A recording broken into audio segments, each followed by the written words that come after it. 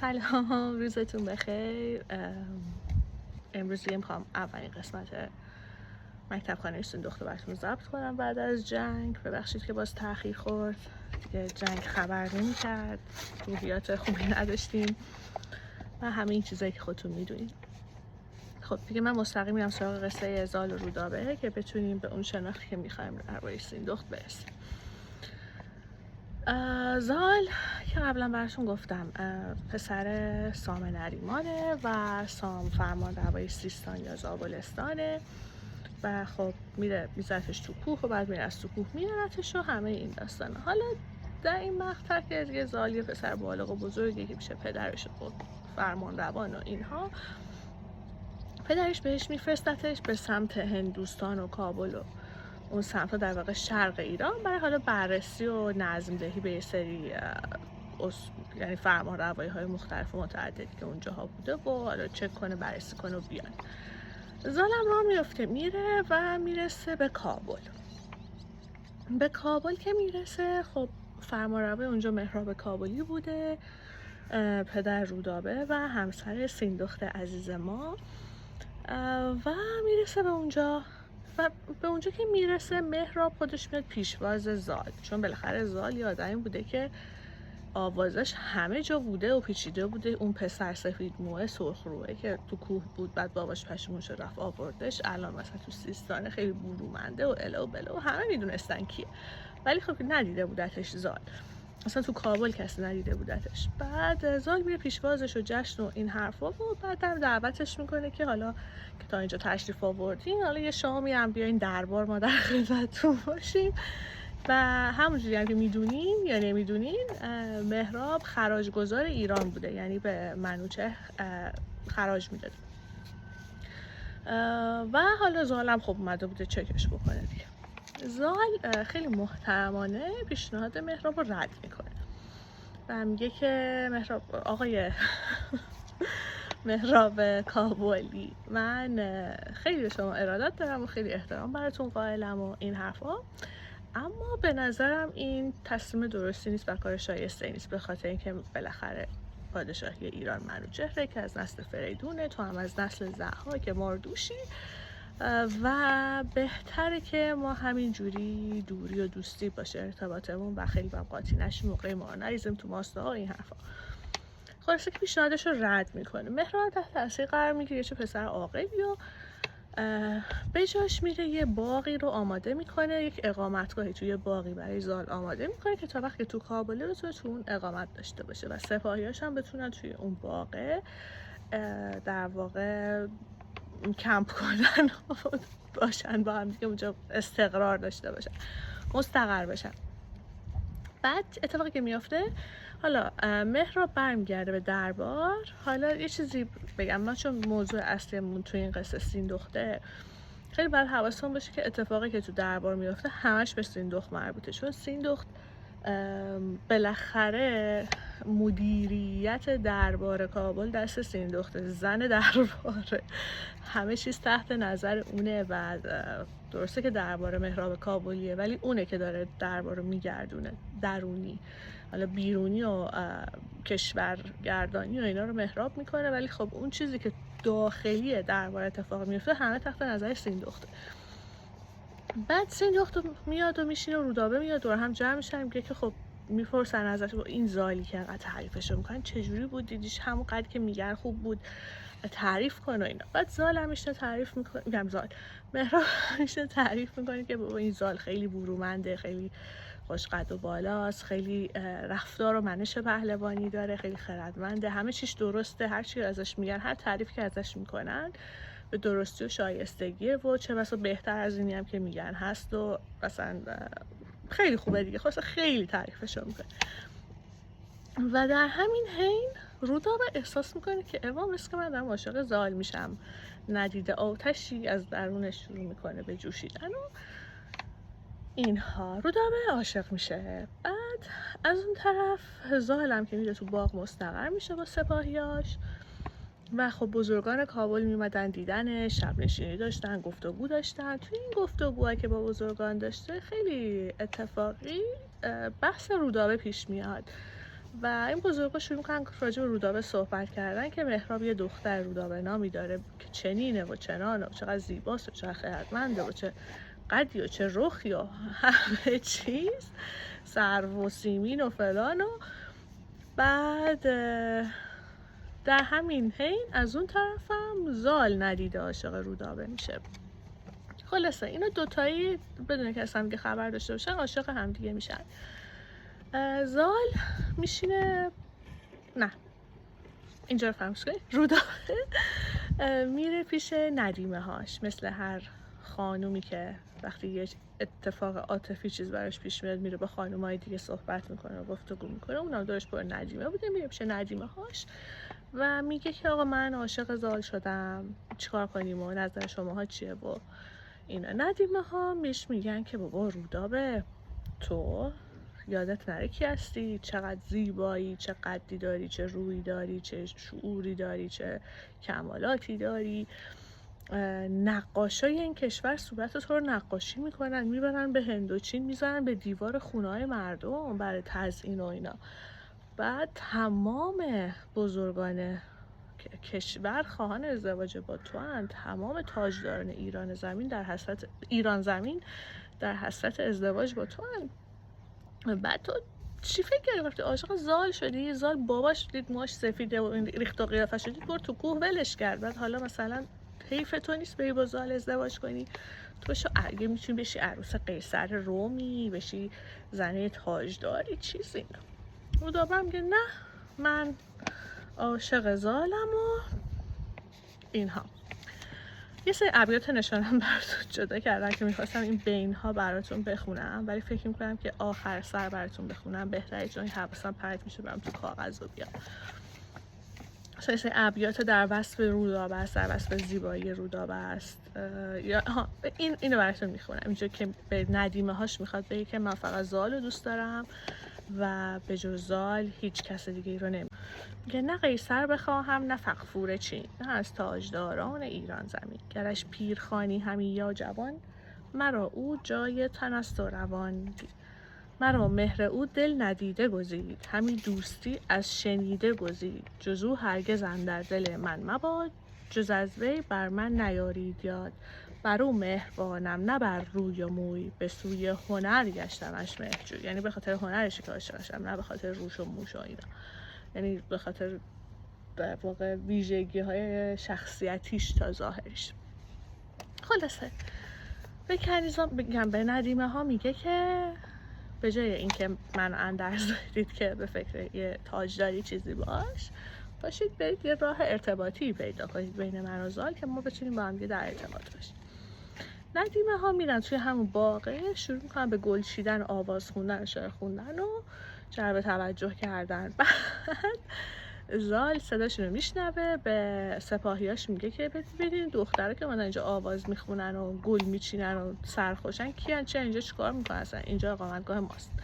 سپاهی هم میرن پیششون و سوال میکنن و اونا میگن که آها ما ندیمه های رودابه ایم، اومدیم براش گل بچینیم و عطر ببریم و عطر درست کنیم و اینها.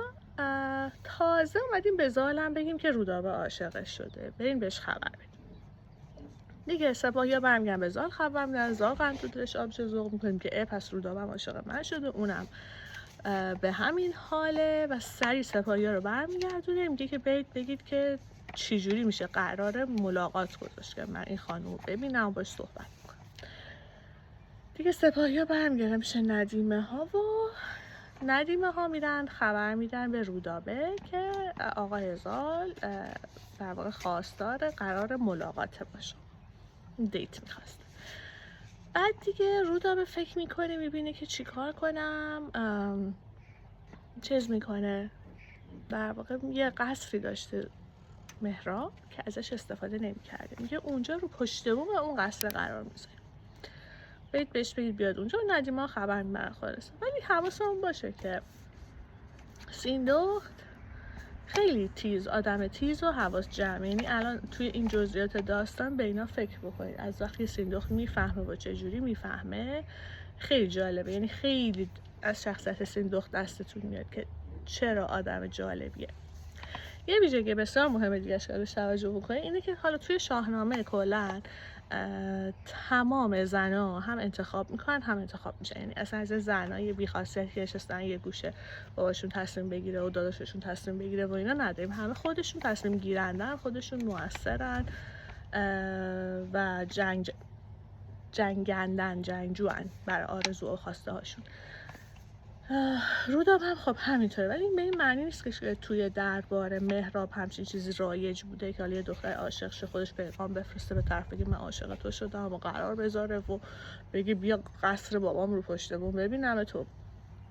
این حرفا اینا همش حاصل در واقع تربیت سیندخته، یعنی سیندخت آدمی بوده انقدر باز و روشن بوده و ذهن قوی داشته که توی یه درباری که پر از محدودیت‌های حتی سیاسی و فرهنگی و اینا بوده، حالا اینا بالاخره خانواده مهراب بودن، پوزیشن اجتماعیشون هم یه محدودیت‌هایی براشون ایجاد می‌کرده، میتونسته بوده که در نقش مادری یک دختری انقدر جسور و قدرتمند و با اراده و با ذهن آزاد تربیت بکنه که خودش برای اون چیزی که میخواد اهمیت قائل باشه، خودش براش بجنگه، مطرحش بکنه. چمن زن اومد پشت من. بعد اینها خلاصه اینا یعنی تمام ویژگی‌های مثبت رودابه حاصل تربیت سیندخته دیگه. اینا همه یعنی شخصیت رودابه معرف شخصیت سیندخته دیگه. سیندخت رودابه میاد یکی از کنیزا خدمتکارا، میگم کنیز اصلا نداشتیم، ندیمه بود، یکی از خدمتکارای قصر رو انتخاب میکنه به عنوان پیغام رسان. قبل از اونم که خب میره رو پشت بوم منتظر، اینجا یادم رفت که نگفتم، منتظر ظالمی. من خیلی اهل ادیت کردن نیستم، اینا مثلا همش تو ویدیو میمونه، ولی فکر میکنم این واقعی بودنش خیلی جالب تر از اینه که من یه فیلم ادیت شده خیلی شیک کپی که مرتب بدون غلط براتون بزنم. خلاصه میره رو قصد پدرش وای میسته، زال میاد پایین قصد، ندیمه ها خبرها رو آوردن. دفعه دوم هم یه دور دم نگهبانی باغ ندیمه ها رو یقشون گرفتن شما چه خبرتونه، همین تو این باغ دور میزنین و داستان چیه، و اونا میگن وای ما ندیمه های رودابه ایم، میخوایم براش عطر ببریم بیاریم و اینا میرن تو. خلاصه ولی توی این رفت آمده یه مشکلاتی هم پیش میاد. در این حال دیگه زال میاد اونجا، این از بالای پشت اون زالو میبینه، بعد موهای بلندش که بافته بود رو میندازه پایین. اینجا شد دیگه خیلی خوب بلدین همتون. زال موهاشو میگیره میره رو پشت اون قصر، رودابه میبینن، بیا بغل میکنن، میبوسن و تا صبح میشینن گفتگو میکنن و چی میگن، صحبت میکنن، گپ میزنن، دل میدن، قلبه میگیرن دیگه تا صبح. بعد صبح زال دوباره موهای رودابه میگیره میاد پایین، یعنی حتی جوری بوده که رودابه میگه من این موهامو کلا بلند کرده بودم که تو ازشون بیای بالا و همدیگر ببین. و اون قصه راپونزل که برادران گریمز نوشتن، این قسمتی که راپونزل موهاشو میندازه پایین و اون شاهزاده میاد بالا رو در واقع از قصه رودابه گرته برداری کردم. فقط همین تیکش مشابهه دیگه، چیز مشابه دیگه خیلی ندارن. بعد رودابه برمیگرده به دربار رو دیگه، این خدمتکاره رو هی میفرستاده با هدایا و نامه میرفته پیش زال، از اون برمی اومده از این برمی رفته، کادو میبرده، نامه میبرده. ولی سیندخت میفهمه، میره این خدمتکاره رو میگیره و میگه که بیا اینجا ببینم. تو دربارش بالاخره فکر کنم حواسش نباشه. بعد خدمتکاره میاد میگه که بله و اینا، میگه که تو خیلی میری و میای، رفت آمد داری، تردد داری و اینا، ببینم جریان چیه، چه خبره، کجا میری، تو دروازه شهر دیده شدی، من حواسم به همه چیز هست و مثلا فکر نکن که من حواسم نیست. و دیگه خدمتکارم میدونسته دیگه باید حواسش به رودابه باشه و مراقبت کنه و معتمدشه و این هم میگه که آقا رودابه به یک سری کالاهای گران قیمت علاقه‌منده، منو کرده مسئول خرید، من میرم اینا رو براش میخرم میارم از شهر، حالا هر چیزی که دوست داره من میرم براش تهیه میکنم میارم. بعد مامانش میگه که سیندخت میگه که خب باشه، پس اگه اینجوری رودابه بعد به تو پول بده تو بری این کالاهای گران قیمت رو که براش میاری و واسش خریداری کنی دیگه، پول تو به من نشون. اونم که خب طبیعتا پول نداشته و مچش گرفته میشه. بعد سیندخت میگردتش، میگه که پس باید بگردیم تو. میگردن و میبینن که یک سری وسیله های مردانه داره. بعد میگه این چیزای مردونه رو داری، پولم نداری. دیگه ازش سوال نمیپرسه، دستشو میگیره میره تو اتاق رودابه، میره سراغ رودابه و خدمتکار میفرسته تو. به رودابه میگه که این خدمتکاره گفته که برای تو میره این چیزا رو خرید میکنه، کالاهای ارزشمند میگیره و اینا. حالا تو بگو ببینم این وسیله‌های مردونه داستانش چیه، اینم داره چی کار میکنه، چون هرچی هست به تو مربوطه، این همش از اتاق تو میاد میره و برای تو داره این رفت آمد داره میکنه. رودابه میشینه به مادرش میگه که من عاشق شدم و عاشق زال شدم و این داره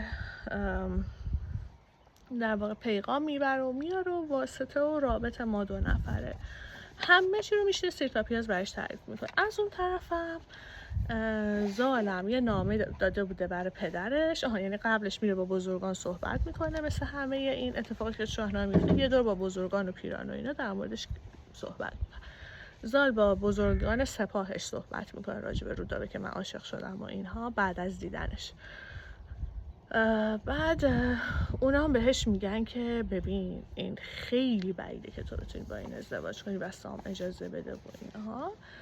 اونا نسل ضحاکن، تو ایران مال نسل فریدونه، این اصلا غیر ممکنه. و تو چیز کن، حالا یه نامه برای سام بنویس، چون باید حواست به این نکته هم باشه که سام قسم خورده که دیگه چی میگن در واقع دست تو رو پس نزنه، یه همچین چیزی. قسم خورده که پشت تو خالی نکنه دیگه بهت نگه به خاطر تمام کم مهریا و کم لطفیایی که تو کودکی بهت کرده. قسم خورده که همیشه حواسش بهت باشه. حالا تو نامه بنویس واسش ببین چی میشه. اینم نامه میفرسته واسه سام که پدرش باشه. سام نامه رو میگیره. اینا در همین حینیه که اون خدمتکار داره نامه رو میبره میاره و سیندختم داره از دور چک میکنه. سام نامه رو میگیره و میخونه و خیلی ناراحت میشه، تحت تاثیر قرار میگیره و خودش میگه که حالا چیکار کنم. یه لحظه فکر کردم بچه های همسایه که کجا بودم. سام که نامه رو خونده بود با خودش فکر میکنه که خدایا این بچه من چون تو کوه بزرگ شده اصلا متوجه این چیزا نیست، تعطیل انقدر، نمیفهمه که اونا تورانی هن ما ایرانیم و فلان هن، اونا تازی هن و ما ایرانیم، تورانی نیستن تازی هن. بعد حالا ما چیکار کنیم، اصلا همچین وسطی نمیشه.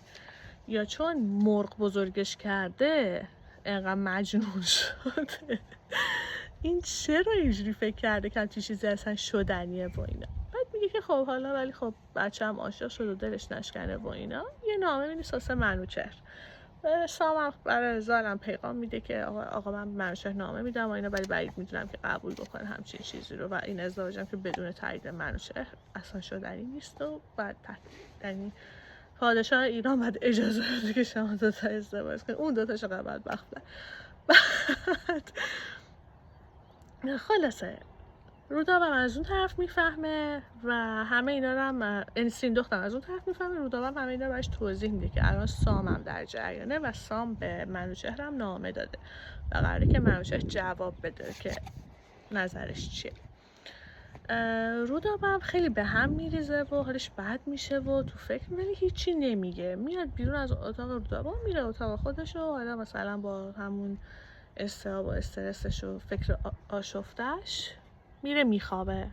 پس تا اینجا چه اتفاقی میافته؟ تا اینجا رودابه متوجه میشه و همه چیز رو با جزئیات از رودابه میشنوه. سیندخت یعنی سیندخت متوجه میشه و میره در موردش فکر میکنه. هیچ ریاکشن سریع و نسنجیده و عصبی و خشمگین و پرخاشگرانه بروز نمیده، به عشق رودابه احترام میذاره.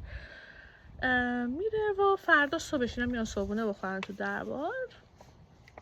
مهراب میفهمه که سیندخت کیفش کوک نیست و مثل همیشه نیست.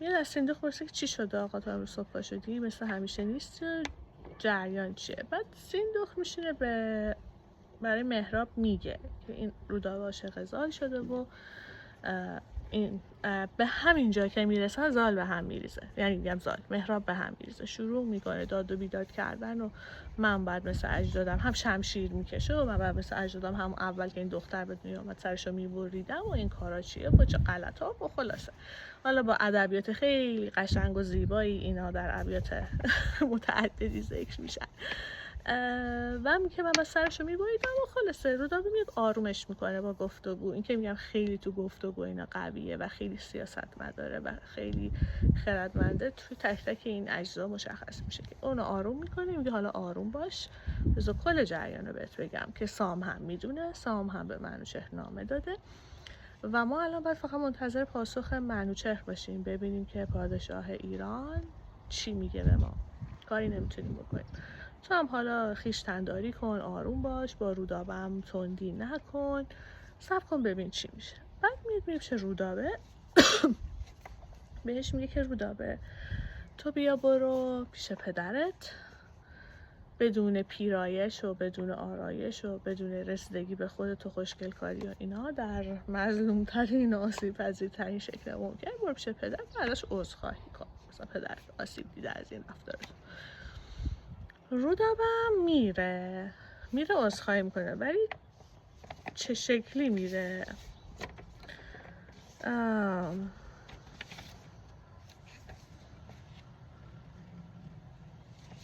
بیتشو پیدا کنم نوشته بودم.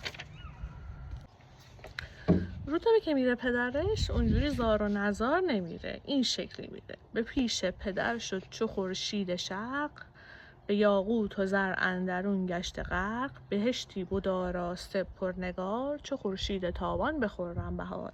پدر چون ورادید خیره بمان، جهان آفرین را نهانی بخواند. یعنی در کمال شکوه و زیبایی میره پیش پدرش و پدرش صحبت میکنه و گریه میکنه و پدرش گریه میکنه و توضیح میده، راجع به احساساتش حرف میزنه، راجع به هر اتفاقی که افتاده حرف میزنه، خلاصه عذرخواهی میکنه.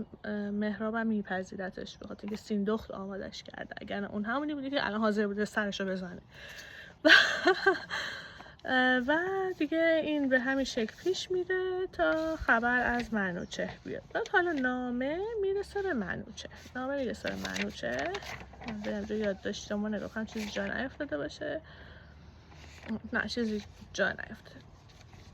منوچهر خب قلباً هم زالو خیلی دوست داشته، هم سام داره ضبط میشه، هم سام خیلی دوست داشته و علاقه خیلی زیادی بهشون داشته، ولی خب یه نفرت نسلی ذاتی هم خب نسبت به نسل ضحاک و اینا داشته و همیشه خب با ضحاک سر جنگ داشتن و اینا و خیلی براش سنگین تموم میشه. باز بزرگان رو جمع میکنه، مشورت میکنه. اینم یادم رفت بگم، سام همون موقع قبل اینکه نامه بنویسه به منوچهر با طالبینا حرف میزنه، با طالبینا صحبت میکنه، میگه تالش رو ببینن و اونا بهش میگن که خیلی به هم ریخته بوده، بهش میگن که ببین از این طالع بهتر وجود نداره برای پسر تو ازدواج و بچه‌ای که از این ازدواج به دنیا میاد که بعدن میاد و همون رستمه بزرگترین پهلوان و جهان پهلوان ایران زمین میشه و پشت و پناه پادشاهان و تاجداران میشه، نه تنها در ایران، در سراسر دنیا این یه قهرمان اسطوره‌ای میشه. حتی هر کاری که میتونی بکن که این ازدواج بشه و اینجوری میشه که سام تصمیم میگیره که به منوچهر نامه بده به خاطر پسرش. حالا منوچهر بزرگان رو جمع میکنه، صحبت میکنه، بعد اونا هم گوش میکنن و میگن که ببین به هر حال تصمیم نهایی رو تو باید بگیری، یه تصمیم بگیر که پشیمون نشی، یعنی یه کاری نکن که بعداً بگی که من چرا مثلا این کار کردم یا چرا مثلا اجازه دادم یا حالا اجازه میدادم مگه چی میشد. دیگه منوچهر نوزه رو صدا میکنه، پسرش رو صدا میکنه، میگه که تو برو پیش سام، یه نامه میده دستش، برو پیش سامو بیار اینجا، من با سام یه جلسه ای بذارم، میخوام سامو ببینم. نوزه هم میره سامو میاره که پادشاه خود با تو ملاقات کنه و اینا، اونم میاد و استقبال میکنن و همه این چیزاش به شایستگی برگزار میشه. جلسه رو میذارن و بعد منوچهر چی کار میکنه؟ میاد به سام میگه که تو توی این مدت چی کارا کردی؟ چه جنگایی داشتی مثلا؟ به من یه گزارشی بده از کارایی که کردی. میگه تمام نواحی که سرکشی میکردن زیر قدرت و پرچم شاه ایران زمین بودن، من همه اونا رو آروم کردم، سرکشا رو از بین بردم و کشور رو در صلح و آرامشی مدیریت کردم. بعد میگه با کرکوی چی کار کردی؟ کرکوی کی بوده؟ کرکوی هم یکی دیگه از نوادهای ضحاک بوده که خیلی سرکشی میکرده و بر علیه اینا میشوریده. سام میگه اونه که از بین بردمش، سپاهش هم مطیع تو کردم و دیگه هیچ مشکلی وجود نداره و اینا. بعد منوچه میگه که ببین اون اتفاقی که با کرکوی افتاد قطعا با مهرابم میافته. حالا تو باید بری همون کاری که با کرکوی کردی با مهرابم بکنی، یه سپاه قدرتمند جمع کن، برو اونجا رو فتح کن. البته بهش میگه برو هندوستان رو فتح کن، ولی قبل از اینکه بری به هندوستان میری کابل و همون کاری که با کرکوی کردی با مهرابم میکنی و تاج و تختش رو میگیری و داراییاش هم آتیش میزنی و تمومشون میکنی، کلا دیگه وجود نداشته باشه. سام منظورشو که میفهمه خیلی ناراحت میشه، میگه که خب من پسرم الان عاشق اون خانواده است و اینجوری و این داستانا، ولی خب گوش به فرمان پادشاه میمونه و میگه چشم و با قصه دربار منوچهر رو ترک میکنه. خبر فرمان شاه هم به مهراب و زال میرسه توی کابل. اونجا قلقله میشه، همه استرس میگیرن و زال قاطی میکنه، میگه هر کی بخواد به خانواده مهراب آسیب بزنه اول بعد در جنازه من رد بشه و سوار اسب میشه میره سیستان سراغ باباش و بدون استراحت و بدون تنفس و همه چی. و بعد مهراب بخشید کاغذم افتاد. مهراب دوباره عصبی میشه و میره به سیندخت میگه که آره من باید همون اجازه میدادی میکشتم این دختر رو، زندگیمون برباد رفت و این داستان ها. اونم قاطی میکنه، کلا همه کنترلشون رو از دست میدن بدون استثنا به جز سیندخت. سیندخت اینجام پخته و جا افتاده و دیپلماتیک برخورد میکنه و به چیز میگه که به مهراب میگه که تو نگران نباش، من یه فکر خیلی خوبی کردم و به من اعتماد کن، من خودم همه چیز رو درست میکنم. حالا از اون طرف زال که میرسه پیش پدرش کار میکنه، میرسه اونجا و میگه که با خشم و خروش و اینا وارد دربار میشه. بعد این بزرگان دربار میان نگهش میدارن، میگن که ببین پدر تو خیلی حالش بده، خیلی عصبانی، خیلی ناراحته و تو اصلا نباید با این حال خشمگین و پرخاشجوی و اینا بری پیشش، خودتو آروم کن، مثلا ادب و احترام رو رعایت کن، بعد برو پیش پدرت باش صحبت. میگه که ببین احترام پدر من واجبه، من میدونم همه اینا رو، ولی منم باید حرفامو بزنم، نمیشه این شکلی، من باید برم پیش پدرم باش صحبت کنم. میره پیش پدرش، اولین کاری که میکنه میشینه، در واقع زمین رو پاشو میبوسه، زمین رو میبوسه، یه کار این شکلی میکنه. الان خیلی تو ذهنم نیست، بعد چیزی هم نبوده که تو یاد داشتم بنویسمش. بعد شروع میکنه از سام تعریف کردن که مثلا تو خیلی پادشاه شایسته‌ای بودی، این کار رو کردی، اون کار رو کردی و همه اینها. تمام ویژگی‌های مثبت سام بهش یادآوری میکنه، ازش قدردانی میکنه. بعد میگه که ولی من نمیدونم چرا ما نمیتونیم یه رابطه پدر پسری سالم مثل آدمیزاد داشته باشیم. تو یادت نره که با من چی کار کردی، من که به دنیا آمدم تو بردی منو تو کوه ول کردی که من بمیرم و خوراک در واقع لاشم خوراک حیوانات بشه و این حرفا، و حالا که من زنده موندم اینا به هر اون از لطف تو نبوده، از لطف مثلا سیمرغ بود و تو این کار با من کردی و الان هم که بزرگسال شدم تو به جای اینکه از من حمایت بکنی، من عاشق شدم میخوام ازدواج بکنم و اینها، تو باز دوباره میخوای بری به جنگ کابل، اونجا رو آتیش بزنی و گردن همه رو بزنی و این داستانا. این چه طرز پدری کردنه؟ من مگه مثلا اینجا آدم نیستم؟ من الان که آدم بالغ شدم اگه کسی از من بپرسه الگوت تو زندگی کیه، من بهش میگم الگوم مهرابه، هیچ وقت نمیگم الگوم تویی، چون مهراب هر چی باشه، نواده ضحاک باشه، هر کوفتی که باشه، دخترش رو داور تو ناز و نعمت بزرگ کرده و هیچ کدوم این مشکلاتی که تو برای من ایجاد کردی اون برای رودابه ایجاد نکرد. سام هم گوش میکنه و درد دلاشو بعد میگه که باشه پسرم، من هر آنچه که بتونم و اینکه حال تو بهتر بشه انجام میدم و همین الان یه نامه می‌نویسم برای منوچهر و خودت این نامه رو میبری دلیور میکنی به منوچهر و تا جواب نگرفتی برنمیگردی. نامه رو میده. از اون برم که سیندخت داره دوباره مهراب رو آروم میکنه و میگه که من یه فکری دارم و بذار کاریت نباشه و من درستش میکنم. مهراب میگه که خب تو برنامه چیه؟ میخوای چی کار کنی؟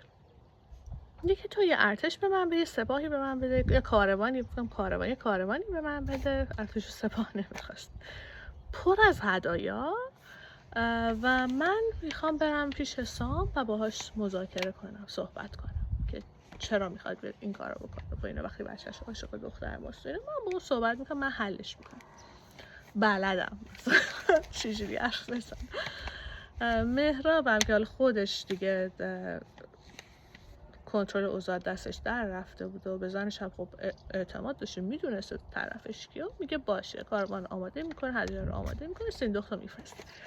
سیندخت من دارم خیلی میکنم خیلی کوتاه و تون بگم، خب اگر اینا خیلی جزئیات داره و خیلی جزئیات قشنگی هم داره و اتفاقا خوبه، این باعث میشه که ترغیب شد برید هر قسمتی که ما اینجا روش صحبت میکنیم برید خودتون یه دور بخونید.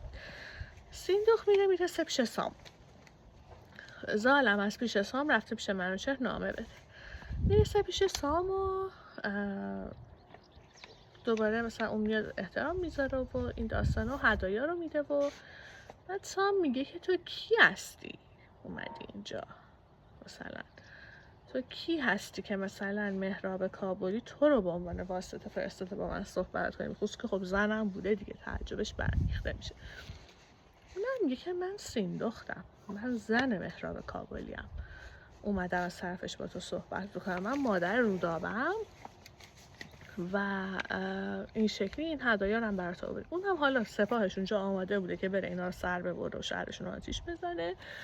از اون طرفم این خب مادر عشق پسرش بوده و خیلی هم مثلا موجه بوده و همینجوری مونده بوده این هدایا رو قبول کنم قبول نکنم، چیکار کنم. خوشش زن میشه به مرور رو میگه هدایا رو ببرن بزنن تو خزانه و میبرن و بعد سیندخت میگه چه کاری تو میخوای بکنی؟ مردم کابل چه گناهی کردن؟ حالا رودابه و زال عاشق هم شدن، حالا مام تاوانشو بدیم، به مردم چه رفت داشت؟ چرا میخوای همه بیای از دم تیغ بگذاری؟ چرا میخوای آتیش سوزی را بندازی؟ این چه مدلشه تو که من این همه وصف تو شنیدم، وصف سلحشوری تو، دلاوری تو، جنگاتو، خرد تو، اینا رو شنیدم و الان که میبینم که همه چیزایی که در مورد شنیدم درسته. تو با این سلحشوری و با این وجوهاتت باید ایجاد کننده صلح باشی، نه آتش سوزی و گردن زدن و اینا. تو باید بتونی صلح ایجاد کنی. بعد سام خب تحت تاثیر قرار میگیره. حالا اینا رو خیلی قشنگ میگه و من مخصوصا این بیتا رو نیاوردم چون به نظرم این میتونه یه محرکی باشه که برید این بخش خودتون بخونید و لذتش رو ببرید و برای شناخت سیندخت اقلا برید گفتگوهایی که سیندخت با این آدم داره رو یه دور بخونید.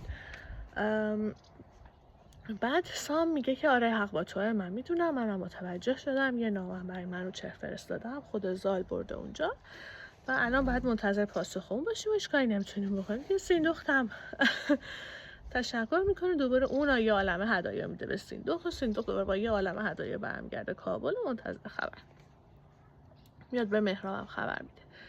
از اون ور زال میرسه پیش منوچهر، دوباره به نامه بده است. منوچهر میپذیرتش به دربار رو خیلی استقبال میکنه و استقبال پرشوری میکنه و بعد خب زالم معروف، منوچهر هم دوست داشته ببینه زال چه شکلیه و ببینیم این زاولی که میگن کیه و چیه. با نامه رو میخونه، باز دوباره خورده نامه. بعد سام تو نامش چی نوشته بوده؟ اولا از حال زال نوشته بوده که این بچه الان در چه حالی و در چه وضعیتی. بعد من گفته بوده که ببین منوچهر، من الان سال خورده شدم، پیر شدم، من یک عمری از تاج و تخت تو محافظت کردم، بعد از من این زاله که بعد این کار رو انجام بده و از تاج و تخت تو محافظت کنه. من دیگه دارم ضعیف میشم و از بین میرم و اون الان در این حاله و اینا. من مثلا خواهشمندم که توی تجدید نظری کنی راجع به این ازدواج، بالاخره این زال تهش قراره که مدافع تاج و تخت تو باشه. من چقدر اینو میخونه و بعد زال اول ناراحت میشه، تحت تاثیر قرار میگیره، حالا قصه هاشو زال رو صدا میکنه و بهش میگه که ببین ما سپاهیان بسیار قدرتمندی داریم، ولی عشق تو رودابه از ارتش من قوی تره، پس من اجازه میدم که شما ازدواج کنید. بعد یعنی شما الان نگاه کنید که این نقش سیندخت، الان اینجا سیندختی وجود نداره ولی نقشش تو کل این قصه وجود داره، از اینکه رودابه به خودش اجازه داده عاشق زال بشه، از اینکه خودش اجازه داده با اون بدبستون داشته باشه، از اینکه رودابه انقدر با صداقت میاد میگه همه چیزشو، میاد صحبت میکنه، بعد اون انقدر قشنگ میره به مهراب منتقل میکنه، میتونه مهرابو آروم کنه که نره دخترشو بکشه، بعد میتونه بره سامو آروم کنه و نظرشو بگردونه. یعنی اصلا یک قشنگ یک نفوذ عجیبی این سیندخت این قصه داره در نهایت کم رنگی که معمولا آدم اصلا بهش فکر نمیکنن، ولی خیلی به نظر من واقعا بهش میگم اولین وزیر زن شاهنامه، با قدرت اینو میگم. بعد خلاصه اینا یه خوش برمیگره پیش سام خبر بده، سریع یه پیک میفرسته برای مهراب اینا توی کابل که منوچهر اجازه داده و بساط عروسی رو راه بندازین و دیگه میرسه پیش سام خبر میده و سام هم خوشحال میشه و باز به خدماتی قصر دربارش میگه که همه جا رو آماده کنین و تمیز کنین و ما میخوایم عروس بیاریم و اونا میرن زابل و کادو میبرن و دیگه این ازدواج سر میگیرد. وقتی میان تو سام سیندخت رو میبینه، سیندخت سلام علیکم میکنن تو دربار رو، بعد به سیندخت میگه تو خیلی زن قوی و قدرتمندی هستی و خیلی قابل احترامی، ولی الان بعد عروسمو ببینم که قرار پسرم بشه. رودابه کجاست؟ اونم میگه که تا هر هدایای گران قیمتتو ندی به رودابه رو نمیبینی، اول هدایاتو تقدیم کن تا رودابه بیاد ببینیش. دیگه اینا هدیه میدن و رودابه میاد و اونا هدیه میدن و عروسی و خب رودابه با زال و سام برمیگرده به زابل و با 2 کاروان، یه کاروان جهیزه رودابه، یه کاروان هم هدایا. این کلیت قصه است که بچه‌شون هم میشه زال، میشه رستم. و این به نظر من تاثیرگذاری سیندخت رو خیلی نشون میده، یعنی عاقل ترین شخصیت توی این داستان و آرام کننده ترین، تسهیلگر ترین شخصیت تو این داستان سیندخته، سیاستمدار ترین سیندخته و اصلا با عجله تصمیم نمیگیره، همیشه اول فکر میکنه بعد عمل میکنه، همیشه اول بقیه رو آروم میکنه که کار احمقانه نکنن، بعد میره عمل میکنه و به نظرم خیلی شخصیت ارزشمندیه، خیلی خوبه که دربارش بدونیم و بخونیم. سه بیت هم جدا کرده بودم، یه سش در وصف رودابه هست، به نظرم خیلی زیباست. اون موقعی که در واقع زال با بزرگان کابل در صحبت میکنم و صحبت رودابه میشه. یکی نامدار ضبط میشه،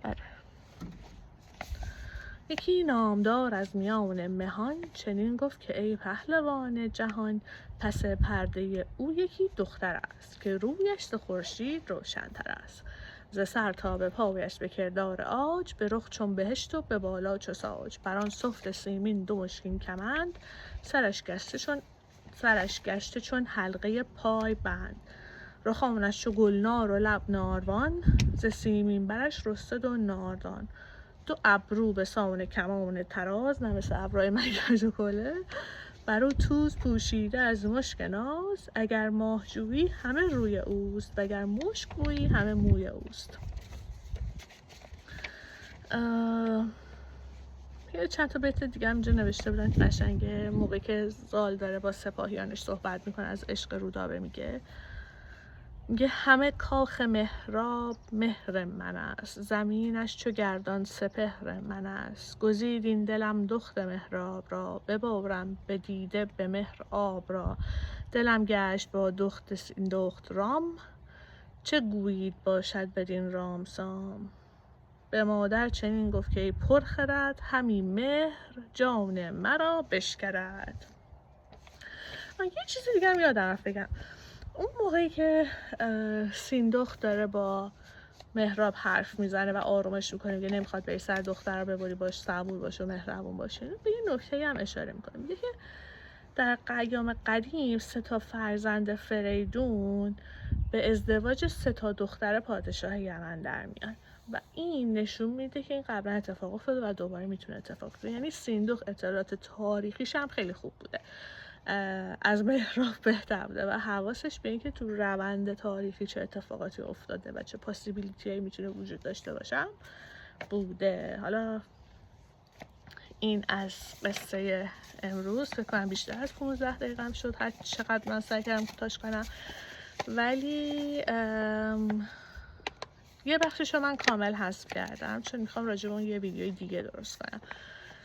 حالا ویدیوی بعدی این نخواهد بود، ویدیوی بعدی احتمالاً جنگ رستم و شغاد خواهد بود.